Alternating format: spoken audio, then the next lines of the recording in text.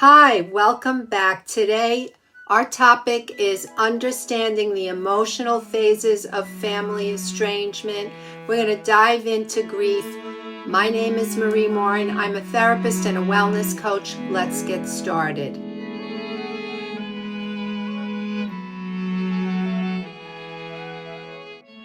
So when the stages first came, there were 5 stages. This was Elizabeth Kubler-Ross. After working with David Kessler, they did a deep dive. They talked about how when there is loss, when you lose someone, and that's what happens when there's estrangement.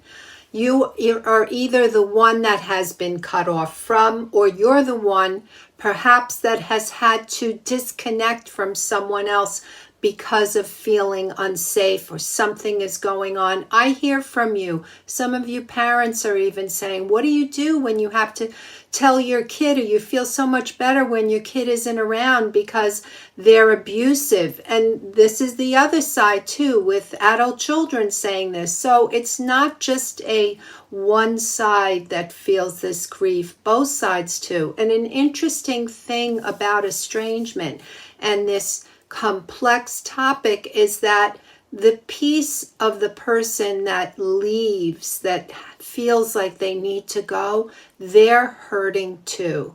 So I talk about this a lot, and I'm grateful that you're here listening because you're being informed. And you know, I always encourage you to be informed. Learn as much as you can because this is a tough road, right? It's a marathon, not a sprint. Sometimes this lasts a very long time.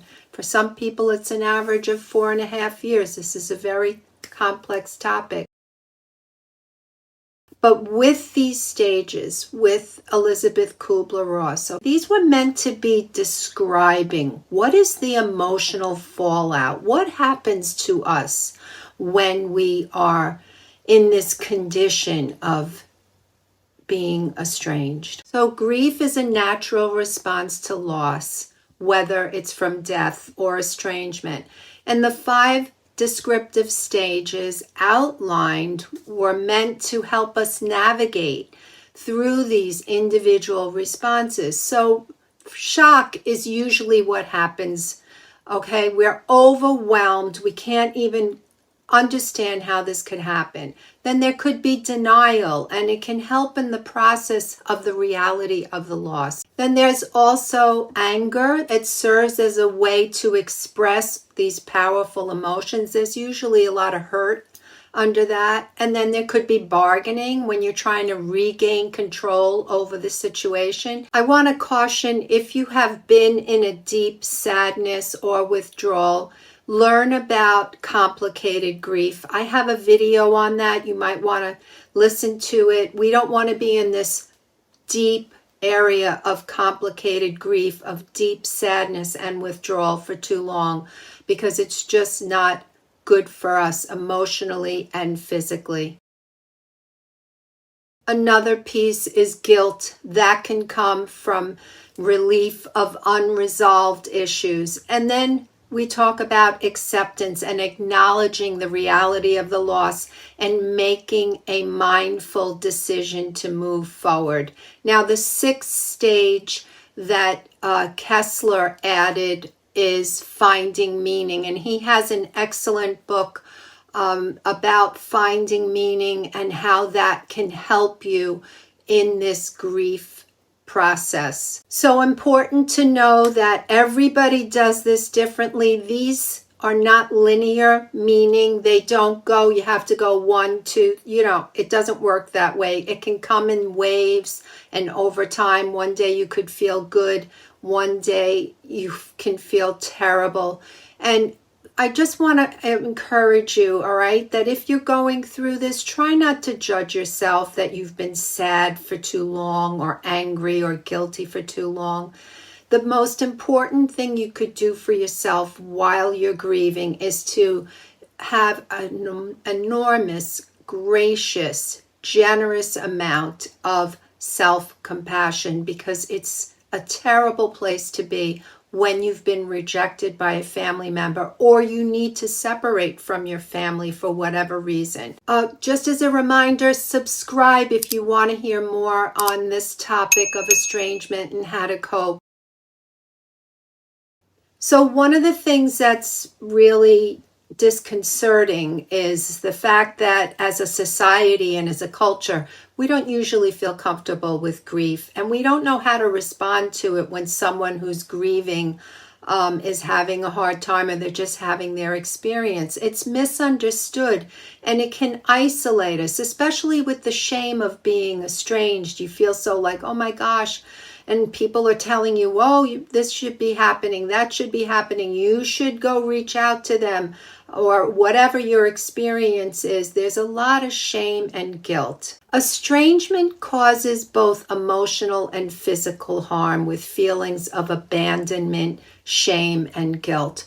I have a video of the stages of grief in family estrangement, and it's a good idea for you to watch that if you want to take a deeper dive and learn more on this topic.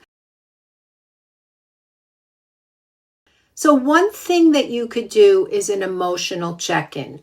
What does that mean? You want to spend time making sure that you're processing your grief. We spoke a minute ago, we just want to put it away. We don't want to deal with it. We don't really want to process. We don't really want to feel. We don't know what to say. We don't know how to handle grief. We don't know how to manage our own grief feelings, okay? So part of having a well-being that's moving forward, all right? I talk about that a lot. We need to move forward.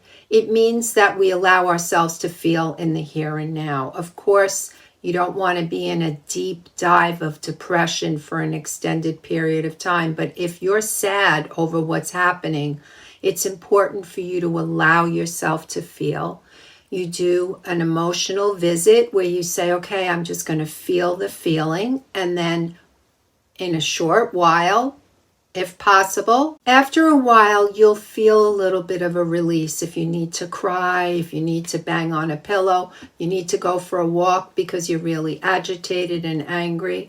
And once that has happened, this emotional visit where you let yourself feel, go do something else that will bring you joy and pleasure, something. Watch a funny movie. Sometimes I do that. I like to watch a movie that, like My Big Fat Greek Wedding, something that will distract me and make me laugh, something that will bring you joy and pleasure. It's important from a mental health standpoint to allow yourself to feel your feelings of grief. Now, as I said earlier, if you're experiencing complicated grief, it's important to see a mental health professional to help you so that you're not in this deep depression and you're getting the help that you need so that you can move forward. So that's a really good idea. So in having these emotional visits, in getting the professional help should you need that, one of the other tools is also journal writing. I have a video about that. You're going to want to watch it to give you some tips in case you haven't been journaling. And it doesn't have to be any big special thing. Get any kind of book. Just dump what you're feeling. There's no right or wrong. You just want to let yourself have an emotional flow on the page. A lot of the people that I work with find this exceptionally helpful because they start to make sense. You know how you're in this mode of you want to make sense of, oh my God, why did this happen? How come this happened, that happened? And there's a bit of ruminating. This helps you make sense of a lot of what has happened and also how you're feeling. What about moving forward? One of the things that is absolutely essential is to get yourself into a routine, self-care. Okay, so self-care is not just the occasional, let me go to a spa if you have that benefit, or I'm going to give myself a manicure or whatever it is, or I'm going to go for, a hike in the woods. That's not it alone. Self-care means you are doing intentional practices that say, I care for myself and I'm going to make sure I'm okay. Okay? So self-care includes things like making sure you're eating well, sleeping well, drinking enough water. This is all important. That's basic self-care. And then on top of that, doing things that help us emotionally stay well. So actually, exercise is really good for your mental health. It improves your feel-good chemicals. You want to also make sure that you're around people who love and value you. Don't isolate. That's really not a good idea. So you want to be sure that you're doing things that say that you care about yourself. Grief, whether it's from death or loss, is really taxing. It's unfamiliar. We're going to have a lot of grief in our life, whether it's from estrangement or someone passing. So it's a good idea to learn how to process our feelings. Again, let me encourage you, if you're experiencing complicated grief, if you've been grieving for a very long time and you're having a tough go, please get the professional help that you need. Also, just as a reminder, I have a program. It's called Embracing Renewal After Estrangement, and it teaches a lot of skills that help us get back on track. So if you'd like to get that program, go into the description box, and don't forget to hit the like, subscribe, and ring the bell. We'll see you in the next video.